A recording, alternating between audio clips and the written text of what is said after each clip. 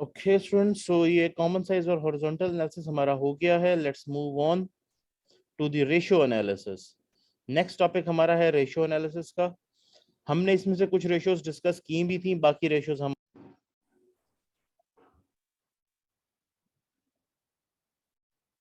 अस्सलाम वालेकुम back, welcome back dear students. तो हमारा जो कॉमन साइज स्टेटमेंट एनालिसिस है और बेस ईयर एनालिसिस है वो कंप्लीट हो गए हैं। I want you to do the assignments and let me know कि आपकी क्या मिस्टेक्स हैं ताकि मैं उनको रिजॉल्व करवा सकूं।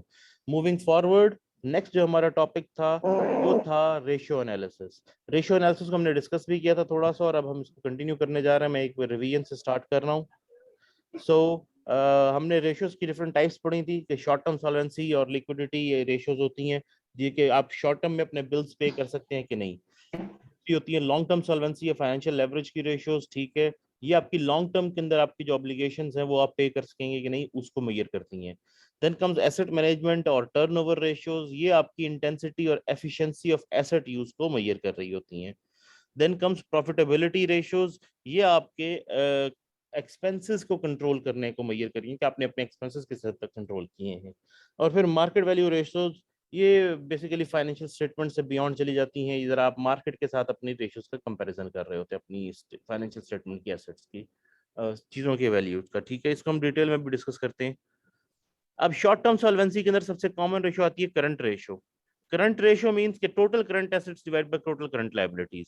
इससे आपको ये पता चलता है कि आपके करंट एसेट्स को आपकी करंट लायबिलिटीज कितनी बार कवर कर सकती हैं। ये नंबर ऑफ टाइम्स में आएगी, ठीक है, कि इतने टाइम्स। फॉर एग्जांपल यहाँ एक ये कैलकुलेशन की हुई है हमने, तो यहाँ पर करंट रेशियो हमारी आई है ये 708 के डॉलर्स, मिलियन डॉलर्स के, लेट्स सपोज हमारे करंट एसेट्स थे, और 540 मिलियन डॉलर्स के हमारे करंट लायबिलिटीज थी। तो the ratio was at 1.31।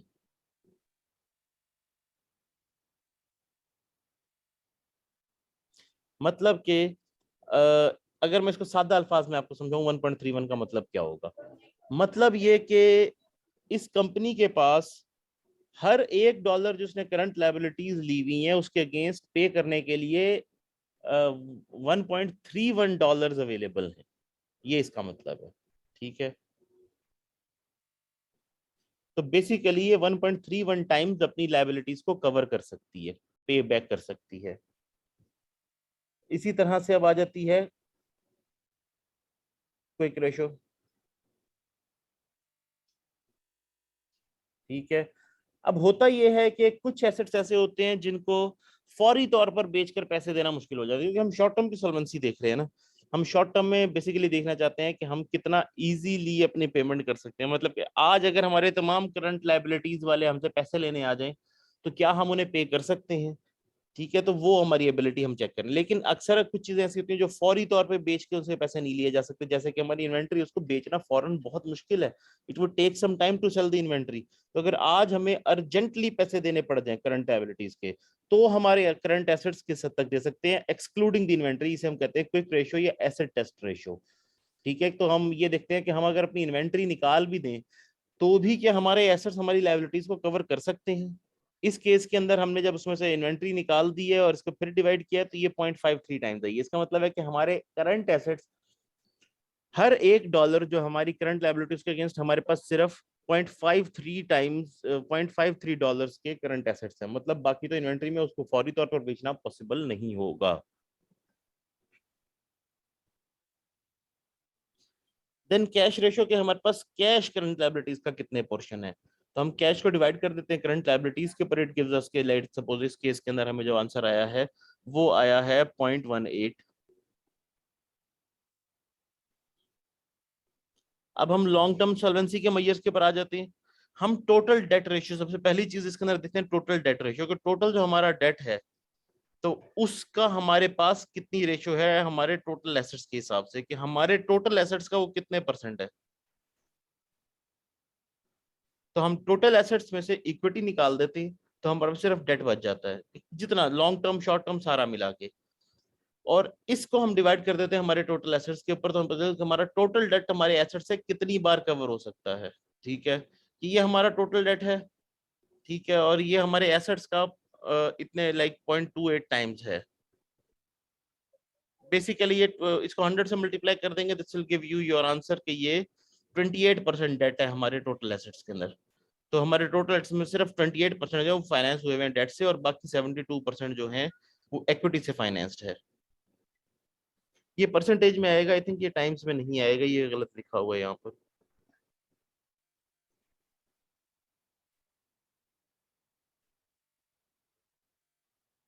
Okay fine.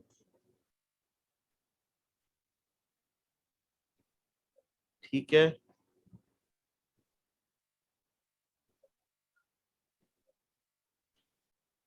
अब इस टोटल डेट रेशियो के दो वेरिएंस भी बन सकते हैं, या डेट इक्विटी रेशियो या इक्विटी मल्टीप्लायर के साथ। ठीक है, for example debt minus equity ratio, ठीक है, is equal to total debt over total equity, और इक्विटी का मल्टीप्लायर जो है इसका, तो वो आ जाता है total assets divided by total equity.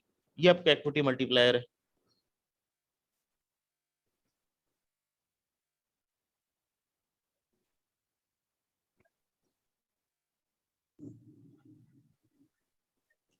Next is the interest coverage ratio. हम ये जानना चाहते हैं कि हमारा जो profit before before interest and tax जो है, ईबीआईटी जो है, ये हमारा इंटरेस्ट को कितनी बार कवर कर सकता है। मतलब हम क्या इंस्टीट्यूशन इंटरेस्ट पे कर भी सकते हैं या नहीं। तो हम अपने ईबीआईटी को, earning before interest and tax को डिवाइड कर देते हैं इंटरेस्ट के ऊपर, तो हमें पता चलता है कि कितने टाइम्स हमारा इंटरेस्ट हम पे कर सकते हैं अपने ईबीआईटी में से। तो हमें पता ही चला कि इस कंपनी के केस के अंदर हम 4.9 टाइम्स अपना इंटरेस्ट जो है वो रीपे कर सकते हैं from the EBIT, from the earning before interest and tax. Then comes in the cash coverage ratio. Cash coverage ratio basically ये है कि earning before interest and tax के अंदर हम डेप्रिसिएशन भी ऐड कर देते हैं, क्योंकि बेसिकली तो हमारे पास डेप्रिसिएशन नॉन कैश एक्सपेंस है ना। इसका कैश तो हमारे पास पड़ा होता है, हमने तो सिर्फ डेप्रिसिएशन एज एन एक्सपेंस लिया होता है, हमने इसकी कॉस्ट तो नहीं पे की होती ना। हमने तो जब कॉस्ट पे करनी, जब मशीन खरीदेंगे, तो ये कैश तो पड़ा है हमारे पास। तो अगर इंटरेस्ट देना पड़ जाए किसी हालत के अंदर, तो हमारे पास ये कैश भी अवेलेबल होता है, तो हम उस कैश को भी ऐड कर लेते हैं कि हमारे ईबीआईटी के अंदर जो डेप्रिसिएशन वगैरह है वो भी ऐड करके डेप्रिसिएशन को हम इंटरेस्ट को उस पर डिवाइड करके हमें पता चलता है कि कितने टाइम्स हमारे इंटरेस्ट को ये कवर कर सकता है। तो ये हमारी कैश कवरेज रेशियो हो जाती है। That is for this company it is 6.9।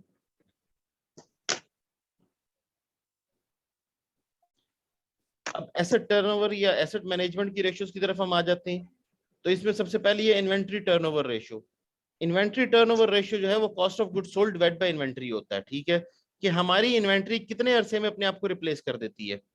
ठीक है, तो जो हमारी सीजीएस है उसको डिवाइड कर देते हैं हम इन्वेंट्री के ऊपर, तो हमें पता चल जाता है कि हमारी जो सीजीएस टोटल है वो कितनी बार, कितने साइकिल्स इन्वेंट्री के लगते हैं। इस वक्त जो इन्वेंट्री पड़ी है उसके ऊपर जब डिवाइड करेंगे तो पता चलेगा कितने साइकिल चलते हैं। तो ये उतने टाइम्स हमारी जो इन्वेंट्री को सीजीएस जो है वो रिप्लेस कर देते हैं। मतलब हमारी इन्वेंट्री का टर्नओवर इतना है कि इन्वेंट्री पूरी एक बार सेल होगी, फिर दोबारा से भरी, फिर दोबारा से सेल होगी, फिर दोबारा से भरी, फिर दोबारा से सेल होगी, कितनी बार हुआ ये। तो ये इस कंपनी का है 3.2 टाइम्स।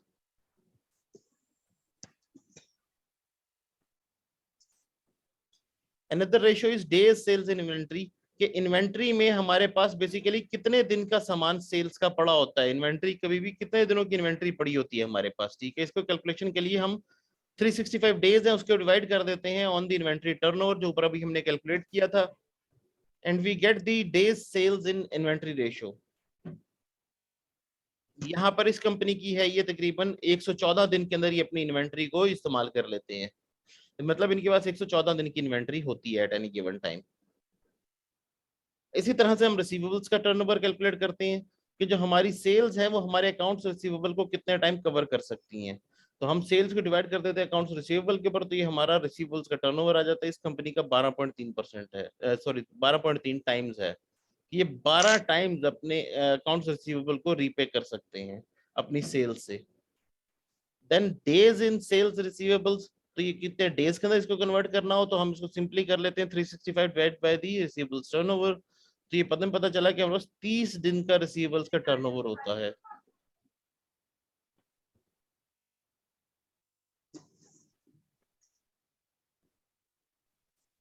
अब इसके अंदर एक पेएबल्स का टर्नओवर भी होता है, क्योंकि हमने पे भी तो करना होता है ना। तो जो हमारे कॉस्ट ऑफ गुड सोल्ड है उसको हम डिवाइड कर देते हैं बाय अकाउंट्स पेएबल, कि हम कितनी बार अपने अकाउंट्स पेएबल को कवर कर सकते हैं based on our cost of good sold.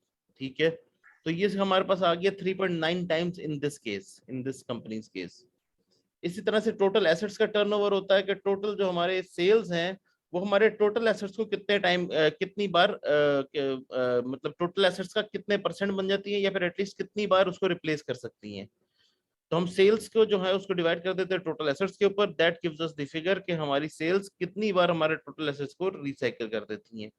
तो इस कंपनी के केस के अंदर इट इज 0.64 टाइम्स के 64.64 टाइम्स वो रिप्लेस करती हैं हमारी जो सेल्स हैं वो टोटल एसेट्स को।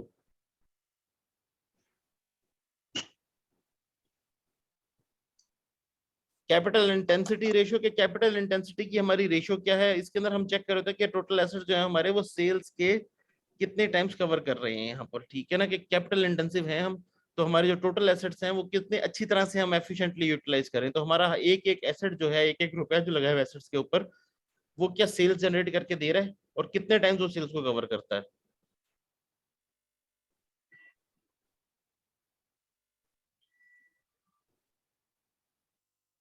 सो यहाँ आप अगर देखें तो टोटल एसेट्स को हम डिवाइड कर देंगे ओवर सेल्स, के टोटल हमारे जो एसेट्स हैं कंपनी के उनको डिवाइड करेंगे ऑन द सेल्स और हम देखेंगे कि हमारे पास कितने पैसे आए।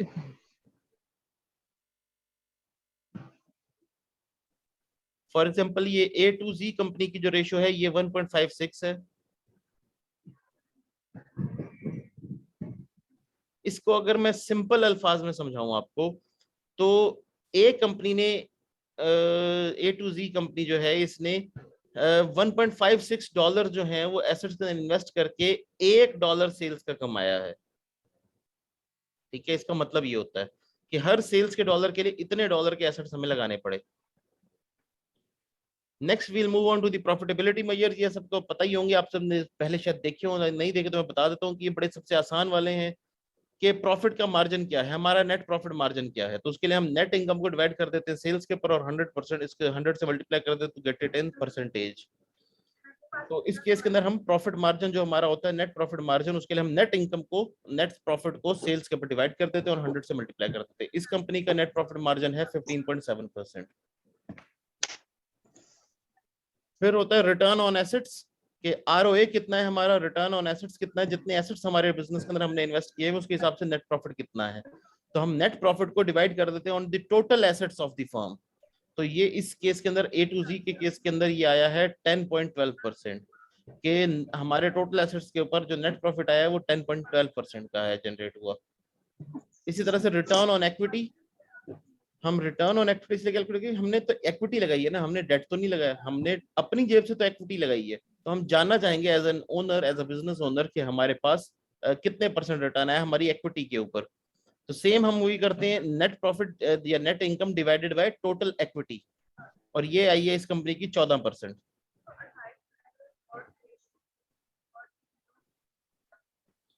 इसी तरह एक प्रॉफिटेबिलिटी के अंदर हम चीज कैलकुलेट करते हैं, हम कहते हैं अर्निंग पर शेयर। हम टोटल नेट इनकम को या नेट प्रॉफिट को डिवाइड कर देते हैं by the number of shares outstanding जो हमने इशू किए हुए हैं। तो हमें पता चलता है कि पर शेयर ने इतना कमाया।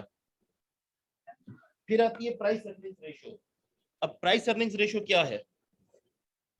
प्राइस अर्निंग्स रेशियो बेसिकली ये है कि जो आपकी प्राइस पर शेयर है इस वक्त मार्केट के अंदर और उसकी जो अर्निंग पर शेयर है वो उसकी किस तरह से कंपेयर करिए। तो मार्केट में प्राइस अगर $88 का मिल रहा है शेयर और इसके ऊपर जो अर्निंग पर शेयर आ रही है वो आपकी $11 आ रही है, दैट मीन्स कि 8 टाइम्स जो है वो आपकी प्राइस को कवर कर सकते हैं, मतलब 8 टाइम्स जो है वो आपकी प्राइस अर्निंग्स रेशियो है। मतलब 8 टाइम्स अगर वो प्राइस आप सॉरी अर्निंग आपकी होगी तो वो आपकी प्राइस को कवर कर देगी।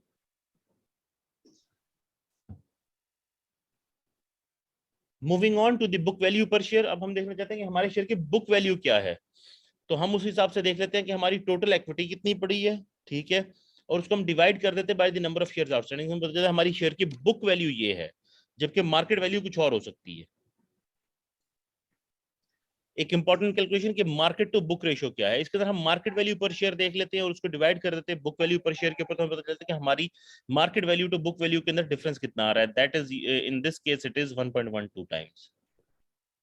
मतलब मार्केट वैल्यू थोड़ी सी ज्यादा है as compared to the book value, और आमतौर पे यही होता है।